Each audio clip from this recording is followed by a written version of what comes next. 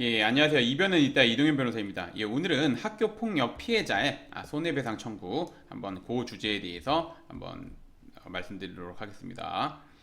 제가 이제 오늘의 주제를 선택하게 된 이유는 학교 폭력 피해자가 이제 상대 가해 학생이죠. 가해 학생에 대해서 손해배상을 청구하려고 하는 경우 어떻게 대응해야 되는지, 뭘 준비해야 되는지, 어떤 자료를 제출해야 되는지 이런 거에 대해서 이제 문의를 하시거나 상담을 하시는 분들이 많은데 그거에 대해서 간략하게나마 답변을 드리고자 오늘의 주제를 선택해 보았습니다.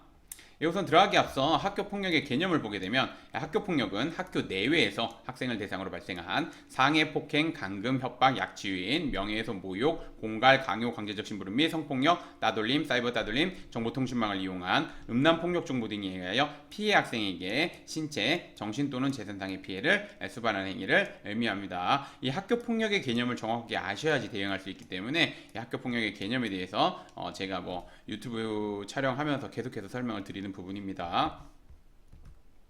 그러면 이제 오늘의 주제인 학교폭력 피해자의 손해배상 청구에 대해서 한번 알아보도록 하겠습니다. 학교폭력 피해자는 가해자를 대상으로 민사상 손해배상 청구가 가능합니다. 학교폭력 피해자가 가해자를 대상으로 민사상 손해배상을 청구하기 위해서 우선 해야 될 거 학교폭력 대책심의위원회에서 가해자의 행위가 학교폭력에 해당한다는 점, 그 다음에 가해자에게 엄중한 조치가 내려져야 한다는 점에 대해서 적극적으로 어필해 가해자에게 엄중한 조치가 내려질 수 있도록 대응해야 됩니다. 그 이유는 뭐냐면 학교폭력대책심의위원회의 조치는 이거 학교폭력대책심의위원회의 조치는 좀 강조드리겠습니다. 학교폭력대책심의위원회의 조치는 가해자의 불법 행위를 입증하는데 매우 중요한 자료가 되기 때문입니다.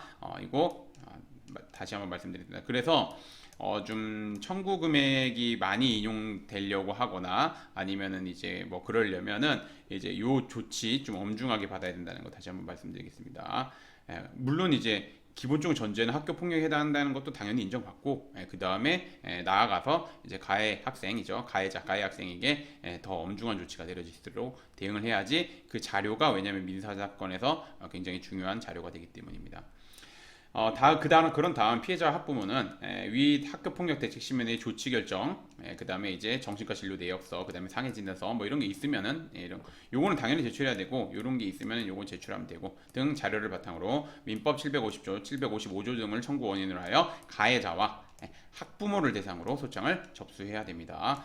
될 수 있으면은 이 학부모는 포함시켜서 왜냐면은 이제 가해자 같은 경우 학생이기 때문에 변제 자리가 없는 경우도 많고 그렇기 때문에 이제 학부모를 같이 청구를 해야 됩니다. 이후 피고 상대편이겠죠. 가해자 측에서 답변서가 들어오면 준비 서면 등을 제출해야 하며 그걸 반박하는 준비 서면을 제출해야 되고 이제 변론기일에 출석해 가지고 사건과 관련해 가지고 변론을 해야 됩니다. 그러나 민사 소송은 말 그대로 소송인 만큼 뭐 감정적인 주장하면 안 되고 법률적인 주장을 해야 하므로 혼자서 대응하는 데는 좀 어려움이 있습니다. 그래서 요거는 만약에 민사 소송을 청구하려고 한다면 이제 변호사님의 도움을 받을 필요가 있고 변호사님 도움 받을 때면 당연히 학교 폭력 관련해 가지고 전문 변호사님 도움 받는 게 좋습니다.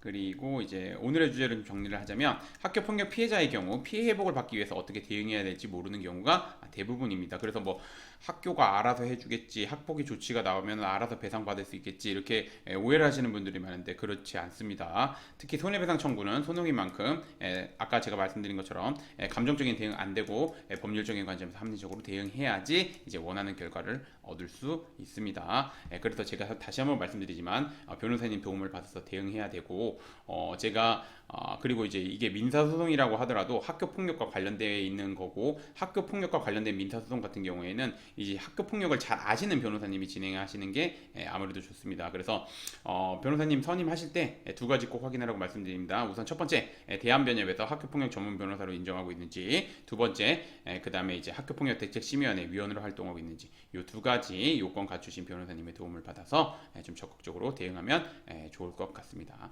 오늘의 주제는 여기까지 마치겠고 저는 이변은 있다의 이동현 변호사였습니다. 감사합니다.